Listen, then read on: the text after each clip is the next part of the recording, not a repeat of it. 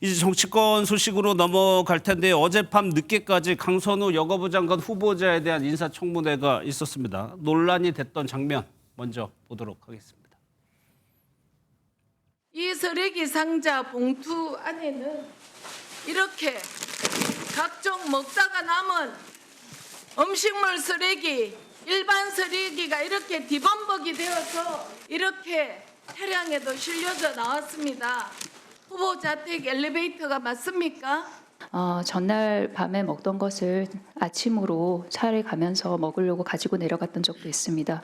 그것을 다 먹지 못하고 차에 남겨놓고 그 채로 내린 것은 저의 잘못이라고 생각을 합니다. 8시 SBS 보셨어요?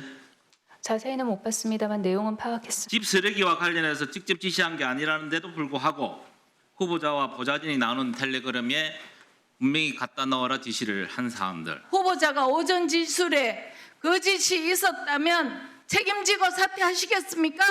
쓰레기와 음식을 구분 못하겠습니까? 제 기억이 미치지 못해서 설명을 드리지 못했던 부분이 있다면 저는 그 또한 제가 사과를 드려야 한다고 생각을 합니다.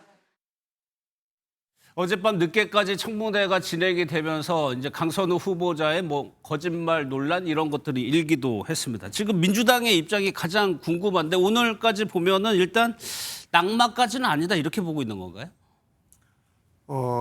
최대한 성실하게 청문회에 임했다라고 판단을 하고 있고 청문회 이후에 이제 국민 여론들이 이 후보는 안 되겠다라는 여론이 형성이 되면 대통령실에서도 그렇고 당에서도 그렇고 불가피하게 자진 사퇴를 유도를 할 수밖에 없는 상황인데 지금은 어제 청문회 이후에 어떤 여론의 변화라든지 이런 모습들은 별로 보이지 않고 오히려 강선우 의원이 굉장히 심한 장애를 가진 그 딸아이가 있거든요.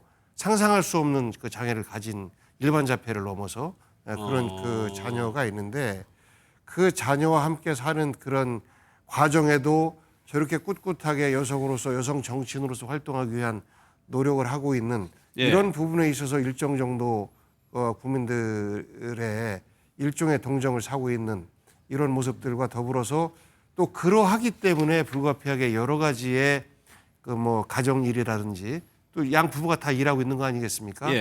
그럴 수도 있겠다라는 어떤 그 분위기도 좀 만들어지고 있는 것 같은데요. 그럼에도 불구하고 만약에 저 보좌진들에게 저런 집안일을 부탁했다라고 하는 것은 그거는 잘못된 것이다. 그리고 가능하다면 청문회 전에라도 그런 부분에 대해서 솔직하게 사과하고 청문회를 시작했으면 하는 아쉬움을 갖고 있는 일부 민주당 의원 내에 청문회 전에 그렇습니다. 사과를 의원 내 여론도 있습니다만 실제 우리가 청문 과정을 보면요. 청문회 전에 어느 부분에 대해서 인정하고 사과하면 오히려 더 극악스럽게 달려들어서 그 부분을 청문회 기간 동안 더 부각시키는 여기는 약점이 확실하다.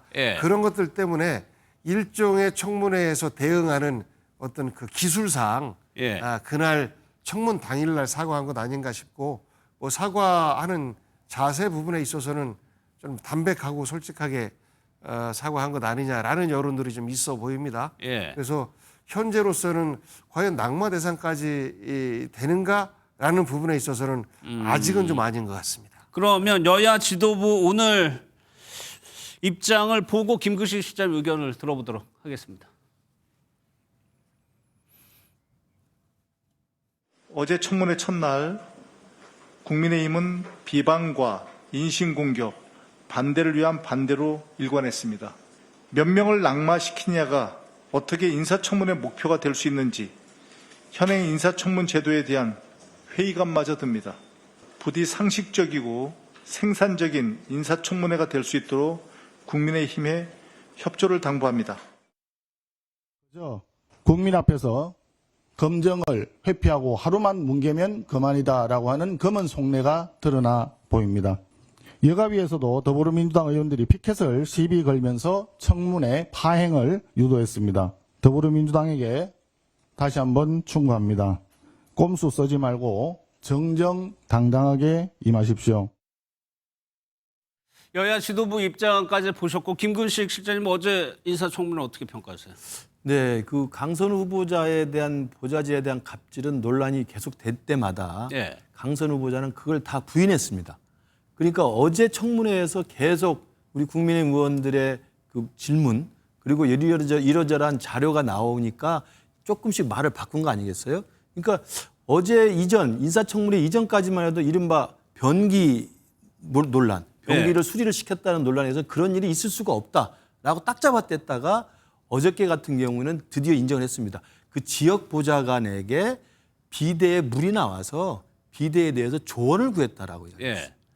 이걸 상식적으로 믿을 사람이 누가 있을지. 그러니까 그 진정성 있는 해명이 과연 무슨 의미가 있을지 누가 봐도 납득하기 어렵고요. 그다음에 쓰레기 봉투 분리수도 마찬가지예요. 처음엔 딱 잡아댔습니다. 그런 일 없다. 심지어는 그 쓰레기 분리수거를 폭로한 보좌관이나 변기에 관한 폭로한 보좌관에 대해서는 형사상 고소를 하겠다고까지 이야기를 했었던 사람이에요. 예. 그런데 어제 인사청문회에 와서 이제 코너에 몰리니까 내가 저녁에 먹다가 남은 것을 아침으로 먹으려고 가져왔다가 차에서 놓고 내린 게 잘못이다. 저녁에 야식으로 먹는 걸 아침에 다시 먹는 사람 많지 않습니다. 특히 재선 국회의원이 그렇게 합니까? 잘 모르겠어요. 저는 네. 납득이 되지 않아요.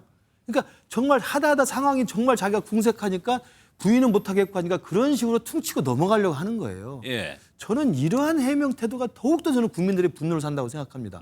깔끔하게 정말 깔끔하게 그동안 제기됐던 그리고 그 보좌진이 폭로했던 이야기들에 대해서 정말 진정성 있게 정말 사과드리고 그분에게 예. 개인적으로 가서 진정한 사과의 모습을 보인다든지 이렇게 하면 모르는데 그렇게 하지 않고 그냥 대충 넘어가려고 하는 그런 청문회만 일단 넘겨보자라고 하는 저는 식의 거짓 해명이어서 예. 저는 더욱더 저를 비롯해서 많은 분들을 납득을 못 시키고 있다고 보고요. 예. 제가 누차 말씀드린다면 그 보좌진 갑질에 대해서 본인이 반박할 수 있는 가장 좋은 카드가 있어요.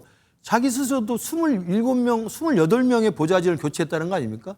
그럼 수십 명이 그 의원실에 있었던 건데 수십 명의 보좌진 중에 단 한 명이라도 나오면 돼요.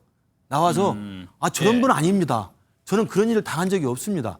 그 폭로했던 보좌진이 뭔가 잘못 생각한 겁니다. 라고 말을 해주면 됩니다. 누가 한 명 나와서 합니까? 그 27명 아니면 46명의 교체가 됐다는 그 수많은 보좌관 중에 단 한 명도 강선우 의원 편을 드는 사람이 없어요. 예. 그건 뭡니까? 그냥 침묵으로 가만히 지켜보고 있는 겁니다. 저는 이게 국민들이 다 판단할 거라고 생각합니다. 알겠습니다. 여야 입장 뭐 들으셨고 보셨고요. 중요한 거는 이제 대통령실에서 이 부분 어제 청문회를 어떻게 봤느냐입니다. 오후에요. 강유정 대변인이 입장을 내놨습니다. 어떻게 얘기했는지 한번 들어보겠습니다. 강선우 후보자 인사청문회에 대해서는 일단 저희가 주의 깊게 들여다보고 그리고 그 부분에 대한 소명 여부와 그것에 대한 설득력 여부도 주의 깊게 검토하고 있습니다. 네, 특별한 여기 아직 다른 말씀드릴 사안이나 의견은 없습니다. 주의 깊게 검토하고 있다고 명확하지는 않습니다. 그래서 해석을 해야 되는 건데 정무비서가 뭐 오래 하셨으니까 이거 어떻게 해석을 해야 되는 겁니까? 아직은 판단하기 어려우나 하루 이틀 더 상황을 지켜보겠습니다. 조금 더 보겠다? 라는 것이고 특히나 이제 민주당 내 의견도 많이 반영이 되겠죠. 그런데 제가 조금 전에 말씀드렸던 것처럼 강선우 의원이 우선 여성가족 분야에 대해서 전문성을 갖고 있고 예. 그리고 본인이 애시당초에 정치를 시작했던 이유가 그 장애를 가진 아이 때문에 정치를 시작했었고 그것을 그 목적을 이루기 위해서 실제 여성가족 분야에 대한 본인의 관심과 애정이 되게 많았고 예. 복지 분야와 함께 그러하기 때문에 일부분의 어떤 흠이 있다 할지라도 장관으로서 수행하는 데에는 큰 문제가 없는 것 아니냐라는 판단들이 그래도 조금 더 많은 것 같습니다. 만약에 저 강선우 의원을 지키려고 하다가 민주당에 대한 지지율이 곤두박질 칠 수도 있는 예. 이런 위험성이 있다라고 한다면 민주당 입장에서도 뭐 사실 동료 의원 아니겠습니까? 그럼에도 불구하고 읍참마속하는 심정으로 결단을 해라라고 그런 대통령실에 의견을 낼 건의할 텐데. 수밖에 없는 상황일 텐데 예. 아직은 그렇게까지 할 수 있는 해야 되는 여론 단계는 아닌 것 같다라는 예. 것이 현재 상황인 것 같습니다. 그럼 강선우 후보자 건을 제외하고라도 지금 임기 초에 첫 내각 인선이에요. 그럼 정무적으로 이거 정무적인 사안이니까 정무적으로 판단할 때 대통령실에서 가장 우선시하는 변수 항목은 뭐가 있을까요? 도덕적 타격이죠. 우선 지금 정권에? 막 그렇습니다. 예. 맨 처음 출범하는 내각에 국민들이 볼 때 아니 이런 사람들이 장관을 해? 라고 한다라면 예. 특히 민주당 지지층 같은 경우는 그 도덕적 기준이 훨씬 높아요. 국민의힘보다.